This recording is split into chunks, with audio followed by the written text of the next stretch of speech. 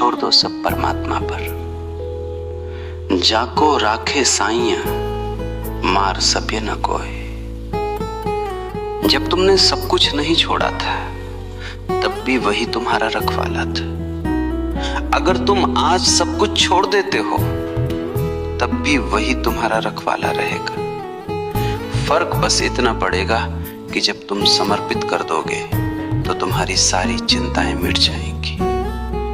तुम तो अपनी तरफ से पलक भी मत झपकाओ, न सुरक्षा की फिक्र करो न ही किसी आयोजन की। तुम तो बस वो करो जो वो तुमसे करवा रहा है।